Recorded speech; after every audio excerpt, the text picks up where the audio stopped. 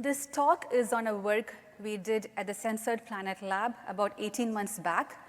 We conducted a large-scale investigation into geodifferences in the mobile app ecosystem. The story begins thus. I WhatsApped a LinkedIn profile to my friend in Russia, and she told me that LinkedIn is taken down in Russia and the app itself is not available on Google Play Store. Our lab is very diverse, and we keep hearing about many such instances of app unavailability worldwide. But what we don't know is how pervasive are these occurrences and how many such apps, basic apps, are not available to users worldwide. So how does unavailability look like to a user? What you see here is a screenshot of the LinkedIn app as seen on Google Play from the US. As you can see, the app is available. The install button is on the home page. In contrast, in Iran, the app is not available. The install button is missing. And in Russia, the home page itself is missing. So what this highlights is the fact that users' access to apps vary by their geolocation. Now that's about availability.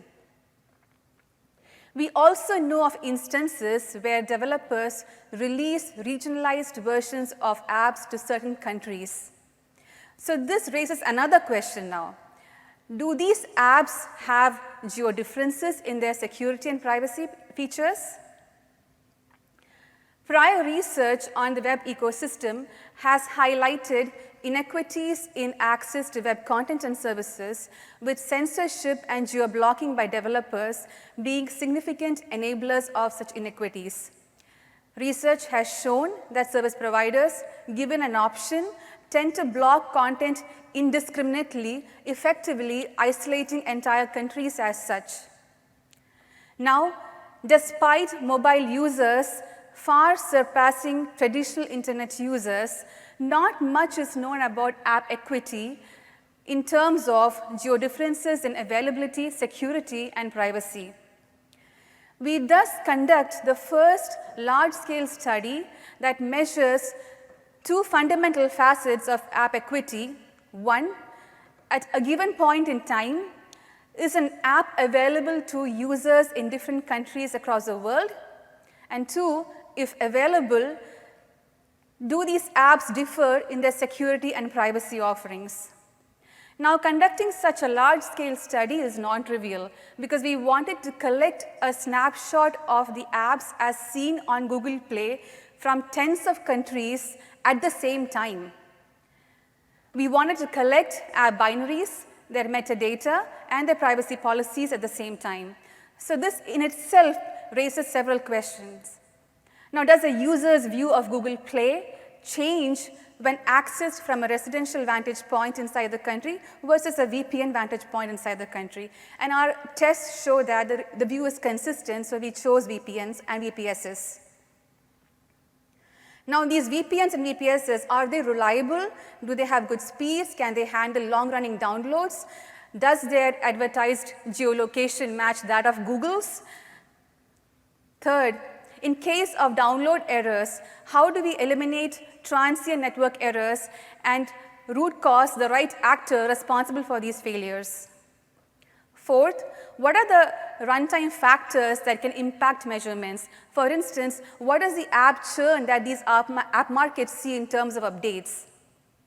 5, given that this is a comparative study, we wanted a representative list of globally popular apps and countries. Factoring in all these challenges, we designed and implemented a semi-automated measurement testbed that allows parallel downloads from tens of countries and thousands of applications from 26 countries, essentially. And these countries also include countries such as Egypt, Zimbabwe, Iran, and Tunisia, where acquiring vantage points was a significant challenge and also extremely expensive. We curate a list of 5684 apps which are globally popular from 22 app categories that we computed to be popular and also include essential categories like education, news, books, medical, etc. Effectively, we collect one of the largest multi-country app datasets in the community with over 117 app binaries and metadata and over 112K privacy policy instances. That said, we also see many apps being unavailable in different countries, and we wanted to know the actors responsible for these failures. But as you can see here, this is a list of all errors we get from our downloads from these app markets. But intuitively, just simply mapping the errors to these actors was non-trivial. There was no transparency in the errors, essentially. So we went through a whole bunch of control experiments to root cause these errors, starting with publishing our own test app on Google Play and subsequently downloading it to see what errors we get. We individually tested app downloads on different devices with different service providers. We reached out to developers like Mozilla and Uni to confirm our findings, and finally also checked on Google support groups to confirm our findings. Essentially, to give you an example, there are multiple actors at play. For instance, here in the LinkedIn app in Iran, the blocking we saw was by the developer, versus in Russia, it was an instance of takedown, which we know was directed by the government. We go back and characterize these unavailable apps based on the errors we find, and we determine that of the 5684 apps, about 3672 apps are geoblocked in at least one country, with blocking by developers significantly high in all countries and app categories. Thus, blocking by developers is a big enabler of geoblocking in the mobile app ecosystem. Tunisia and Iran are the most geoblocked countries, with basic apps like Microsoft Office, Reader, and Google Books being unavailable.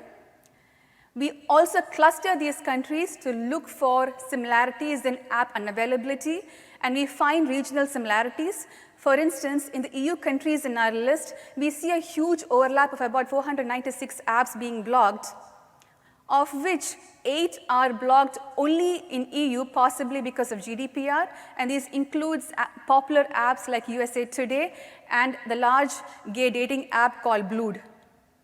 Countries like Turkey, Ukraine, and Russia are also clustered together, and we see high instances of app takedowns or app blocking, actually, in Turkey and Russia. We observe 61 instances of country-specific takedowns, with South Korea having the most such instances of 36 app takedowns, of which 17 are gambling and game apps, which we think is consistent with South Korea's policies on content regulations in these applications. We then compare these apps for geodifferences in security and privacy features, mostly static features in this work. We first do a strict binary diff of these applications. 596 applications show geodifferences in binaries, of which 11 have the exact same user-facing versions. We find 127 apps with geodifferences in permissions, of which 49 of them request additional dangerous permissions only in select countries. Bahrain, Tunisia, Canada, and Germany are the countries where apps request the most extra dangerous permissions. And lifestyle and dating apps have the most additional dangerous permissions. For instance, Date My Age is a dating app that has got record audio only in 11 countries. We see 23 instances of apps enabling clear text communication, 3 of which are VPN. For instance, Rocket VPN is an app we found. And 118 apps with additional ad trackers, with Iran and Ukraine having the most additional ad trackers, with some apps containing up to 15 more ad trackers there. Gaming, entertainment, and social apps are the app categories that have extra ad trackers. We observe geodifferences in privacy policies as well. 103 apps with geodifferences, and we see that countries that are not protected by any data protection regulations are under higher risk. For instance, 71 apps from Google have additional clauses to comply only with GDPR in the EU and CCPA in the US. Privacy policies of 57 apps that we downloaded could not be downloaded because of server-side blocking. And 28 apps that request dangerous permissions make no mention of it in the Google policies despite Google's mandate to do so.